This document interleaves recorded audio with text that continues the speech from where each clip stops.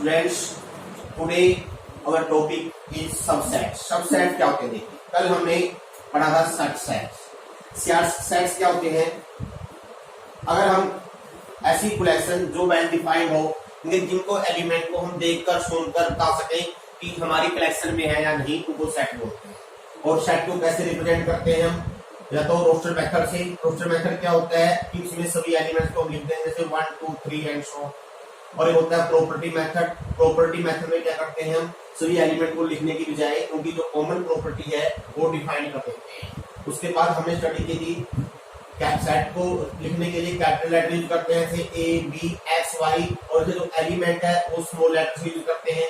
मान लीजिए ए इसमें बिलोंग करता है तो लिखेंगे A belong to A. Suppose जो एक्स है ए में नहीं है तो लिखते हैं x does not belong to A. इसके बाद हमने बात की थी कार्डिनल नंबर की। कार्डिनल नंबर क्या होते हैं? अगर ए और बी कोई भी सेट है, उसके नंबर ऑफ एलिमेंट्स, मान इसमें एम में कितने एलिमेंट्स है? एम। लेकिन एन ए का मीनिंग है cardinal number of A is equal to N. This mean A में एम एलिमेंट्स है। इसके बाद बात की थी हमने इक्विवेलेंट सेट की। इक्विवेलेंट सेट क्या होते हैं? इक्विवेलेंट अगर कार्डिनल नंबर बराबर हो, मान लीजिए ए और बी कोई दो सेट है, अगर ए का कार्डिनल नंबर और बी का कार्डिनल नंबर बराबर आ जाए तो हम बोलते हैं इक्विवेलेंट सेट। अब इसके आगे चलते हैं हम। आगे क्या है हमारी थ्योरी? सबसेट्स। सबसेट्स क्या होते हैं? If A and B are any two sets, if all elements of belongs to B, अगर A के सभी एलिमेंट B में हो जाए तो हम कहेंगे A is a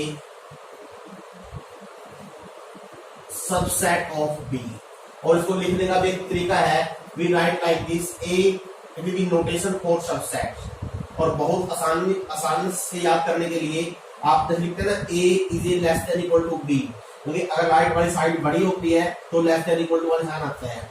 ये दो नंबर के बीच में जब कंपेयर करते हैं, यहाँ पर हम सेट कंपेयर करते हैं तो हम लिखते हैं A is a subset of B. अगर बी के एलिमेंट, ए वाले सारे एलिमेंट अगर बी में आ जाए, बस यहाँ जो ये आपकी एरो है इसको थोड़ा सा गोल कर दीजिए, थोड़ा सर्कल बना दीजिए लाइक दिस, तो इसका मीनिंग आपको समझ हो जाएगी। जो इधर सेट आएगा उसमें ए से अधिक एलिमेंट बराबर हो सकते हैं, यानी इसका मीनिंग क्या है? ए के सभी एलिमेंट्स बी में है। यानी अगर मैं कहता हूँ एक्स ए में है तो आप कहोगे एक्स बी में भी है, इसका मीनिंग ये होता है। लेकिन अगर आप कहते हो एक्स बी में है तो it is not necessary x A में भी हो। एक्स में और मे नॉट, यानी कि एक्स ए में हो भी सकता है और ए में नहीं हो सकता है। ए में और मे नॉट बिलोंग्स टू ए, इसका मीनिंग ये है। इसका मीनिंग अगर ऐसा है तो ए के सारी एलिमेंट, जैसे मैं थोड़ा सा एग्जांपल लेकर दिखाऊं। मान लीजिए ए सेट है ए बी सी और बी सेट है आपका A B C D. Clearly A का हर एक एलिमेंट, ए इसमें भी है, बी इसमें भी है, सी इसमें भी है, इसका मीनिंग सभी एलिमेंट हो गए तो हम लिखेंगे A is a subset of B. एक बात और याद रखिए, मान लीजिए कोई एलिमेंट हम रिपीट कर दे, सपोज मैंने सी को 2 बार ले लिया, इसका मीनिंग यानी सी 2 बार होना चाहिए, एक ही बार काफी है। हम कहेंगे, हम सिर्फ क्या बोलेंगे? सी इसमें है क्या इसमें? यस। ऐसे बोलो सी इसमें कितनी बार आया है, चाहे इसमें सी इनफाइनाइट टाइम आ जाए, लेकिन सी चाहे इसमें एक बार भी हो तो ए इसका सबसेट कहलाएगा। That is definition of subsets. एक बात तो देखिए, अगर मान लीजिए ए कंटेन ए बी तो हम ए को ए का सबसेट भी बोल सकते हैं, एवरी सेट। क्यों? ए में है, ए में है, इस ए में भी है, बी इसमें है, इसमें भी है, लेकिन जो एलिमेंट यहाँ पर है वो इसके अंदर भी है। तो इसलिए एवरी सेट, चाहे कोई भी सेट हो, अपने आप में खुद का सबसेट होता है। वन मोर थिंग देखिए, 5 होता है empty. Empty is always subset of every set. Empty भी हर एक का सबसेट होता है। कैसे?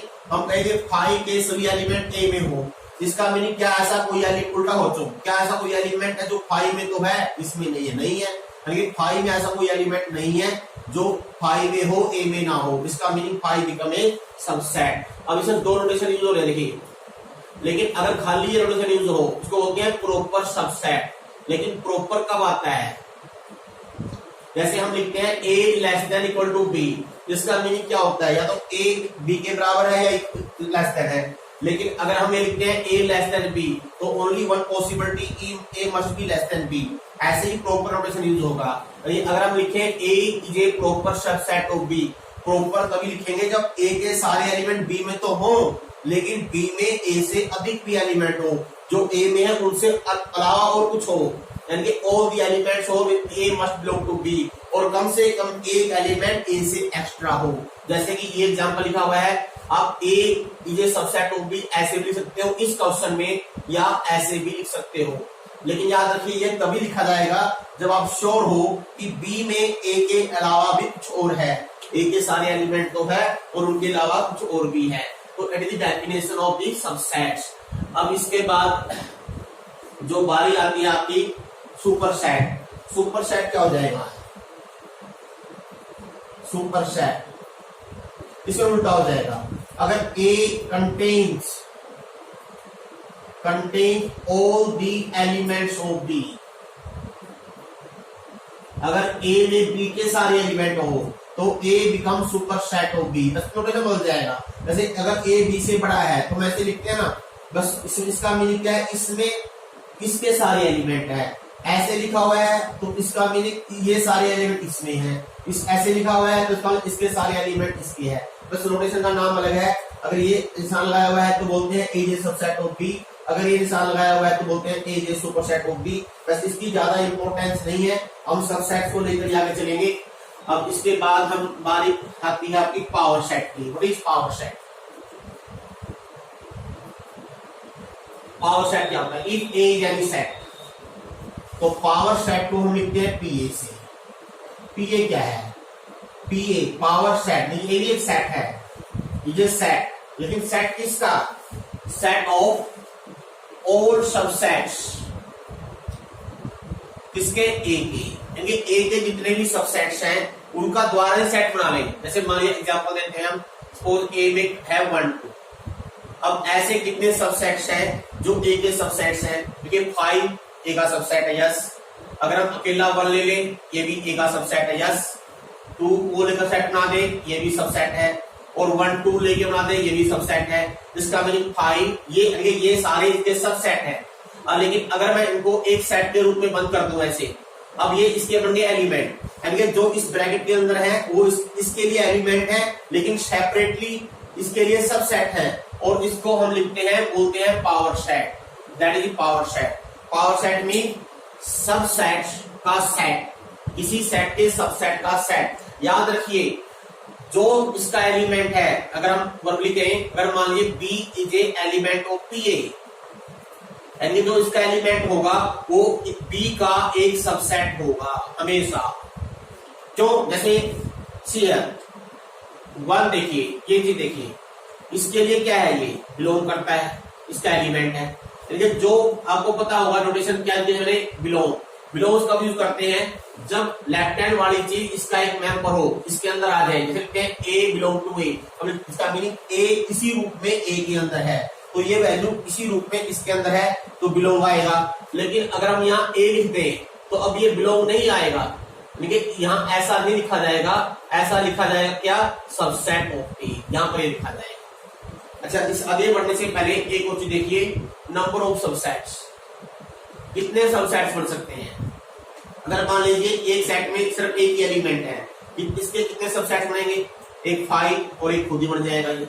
अगर दो मान लीजिए किसी सेट में 2 एलिमेंट है, कितने सबसेट्स बनेंगे? एक 5, एक 1 को लेकर, एक 2 को लेकर, एक 1 2 को लेकर। और अगर मान लीजिए किसी सेट में 3 एलिमेंट है, अगर हम इनके सबसेट्स बनाएं, एक 5 हो जाएगा, एक 1 हो जाएगा, एक 2 हो जाएगा, 3 हो जाएगा, और दो एलिमेंट का सेट बनाएं 1 3, अब सभी एलिमेंट का सेट बनाएं एंड सो। बस इसका मीनिंग अगर एक एलिमेंट था तो सबसेट्स बने 2, अगर 2 एलिमेंट थे सबसेट्स बने 4, अगर 3 एलिमेंट थे सबसेट्स बने 8। दिस मींस 2 की पावर 1, 2 की पावर 2, 2 की पावर 3। इन जनरल अगर किसी सेट में n एलिमेंट है, अगर किसी सेट में n एलिमेंट है तो नंबर ऑफ सबसेट्स आर 2 की पावर n। या से कह लीजिए अगर किसी सेट में n एलिमेंट है तो पावर सेट में 2 की पावर n एलिमेंट आ जाएंगे। अब एक जो मेन फोकस आपने इसमें करना है, बिलोंग्स कब आएगा, सबसेट्स कब आएगा, ये चीज ध्यान देने वाली है। मैं एक बार दोबारा से क्वेश्चन लिखता हूं और उसके अनुसार आपको समझाऊंगा। बिलोंग्स, जैसे मान लीजिए इफ आई राइट ए यानी सेट, सपोज 5 A 1 1 1 2 3, ये देखिए ये इसके सारे इसके एलिमेंट है। मैं पूछता हूं 5 बिलोंग टू ए, क्या ये ट्रू है?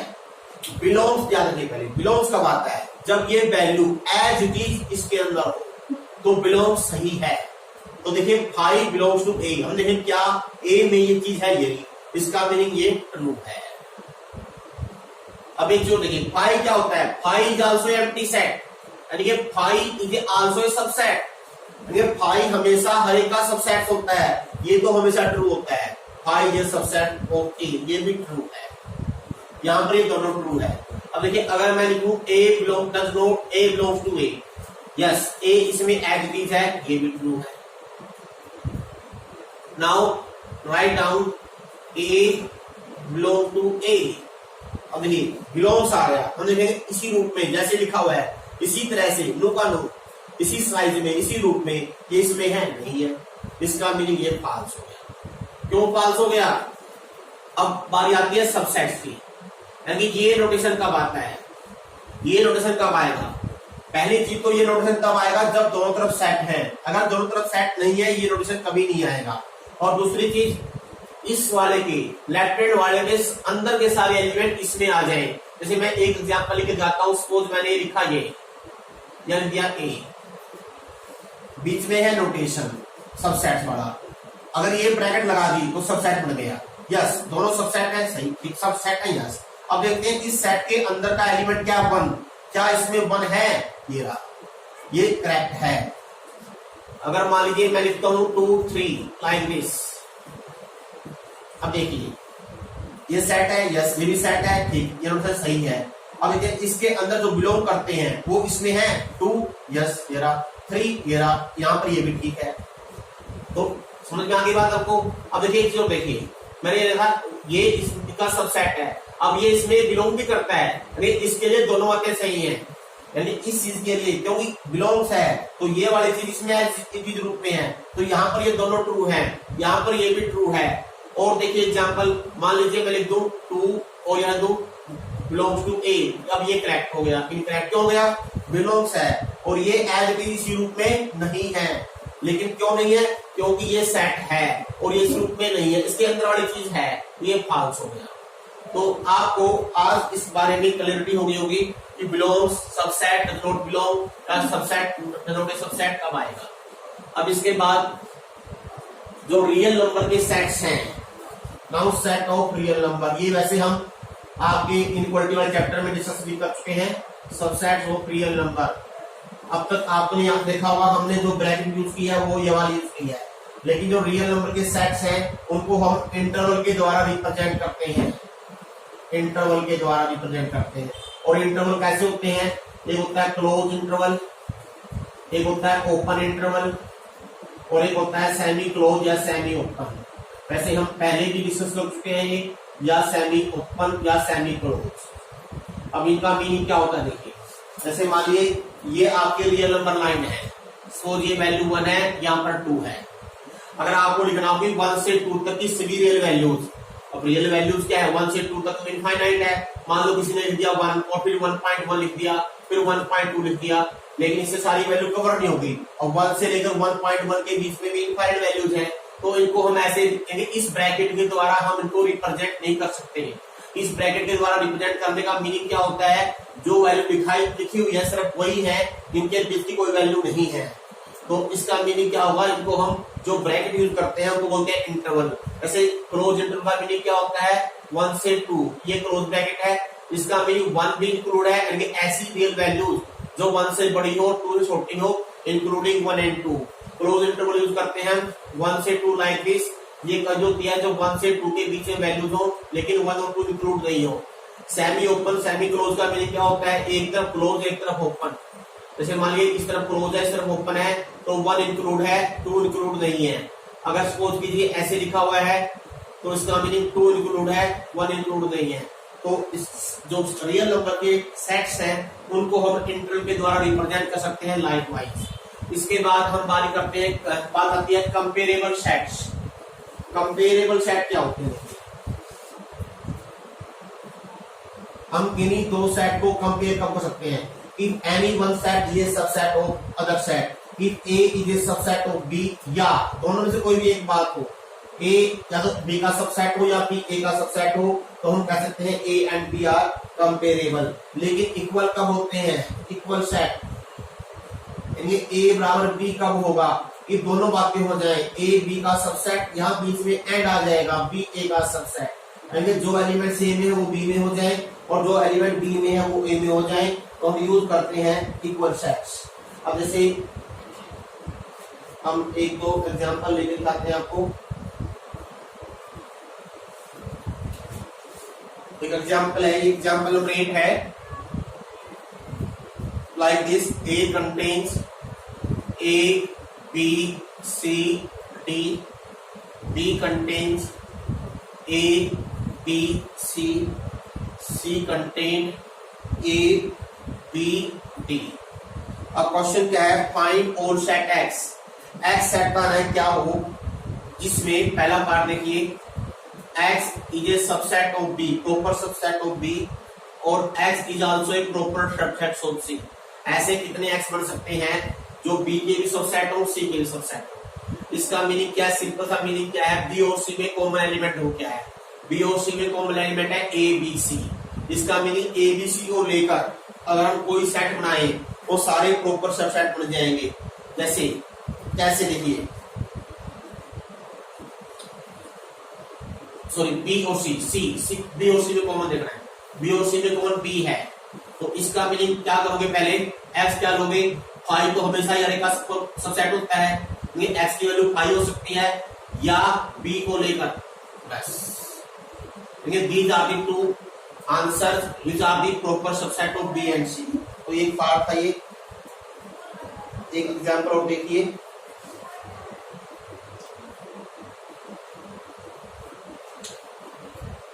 ये कुछ स्टेटमेंट्स हैं,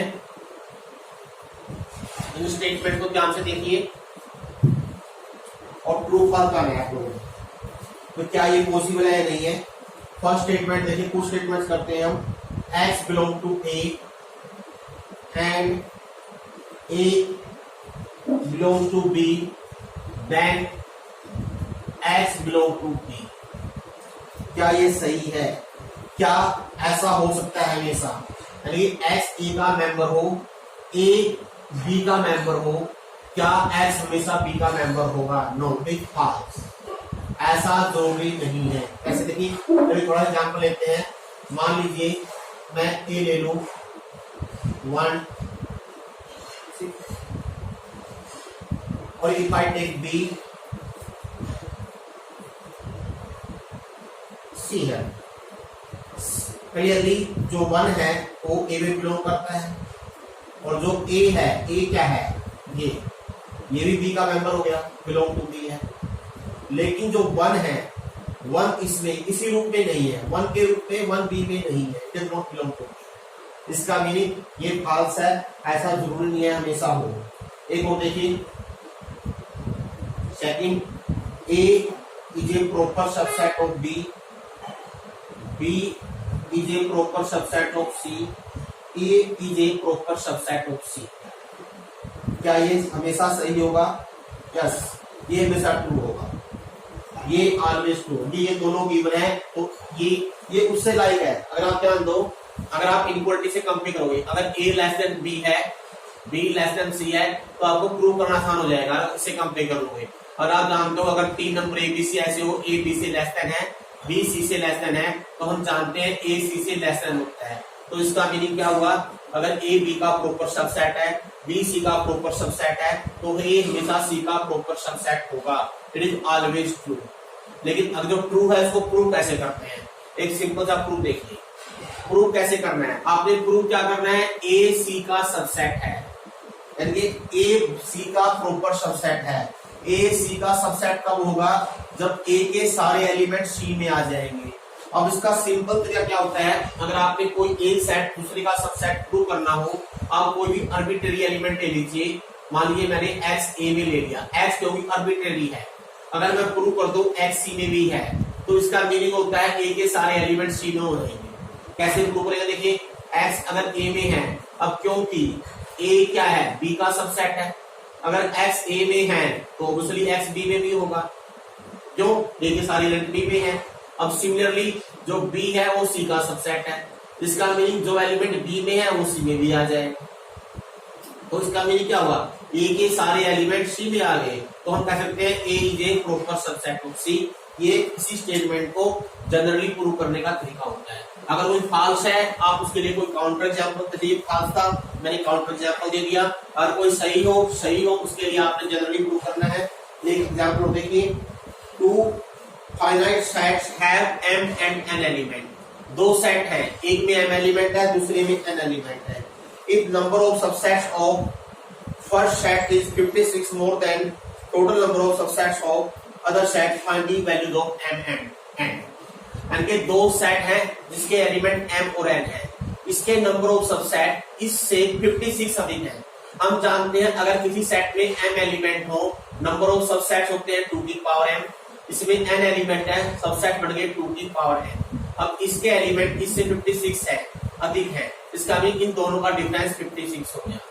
अब देखिए आप यहाँ से m और n कैसे निकालोगे, अगर मैं इसके फैक्टर ना हो 2 की पावर n यहाँ से कॉमन ले सकता हूँ, क्योंकि m की वैल्यू n से बड़ी है, तो जगह m माइनस n माइनस 1 और 56 बन गया। अब देखिए ध्यान दीजिए, सीधी लेफ्ट हैंड साइड 2 की पावर कुछ भी ले हमेशा इवन होगा, इसमें से 1 माइनस हो गया, देखिए ये ओड हो गया, एक इवन हो गया। ये लेफ्ट हैंड साइड ऐसे दो नंबरों का प्रोडक्ट बन जाएगा जिसमें एक इवन हो एक ओड हो। तो हमने क्या करना है, 56 को भी ऐसे दो फैक्टर बनाइए जिसमें एक इवन दूसरा ओड आए, और इट इज ओनली 8 into 7। तो इसका मीनिंग जो 2 की पावर n है वो होगी 8 के बराबर, और जो 2 की power m minus n minus 1 है ये होगी 7 के बराबर। 8 को लिखो 2 की पावर 3, यहाँ से n की वैल्यू 3 आ जाएगी, और अब यहाँ से हम m का मान आसानी से निकाल सकते हैं। ये हो गया 8, इसको लिखो 2 की पावर 3, इसका मीनिंग m माइनस n भी 3 आ गया। n का यहाँ से हमारे पास n आया था, n का मान रखे 3, m का मान आ जाएगा 6। दैट इज आंसर, m और n की वैल्यू। इस तरह से आप इस सेकंड एक्सरसाइज कर सकते हैं।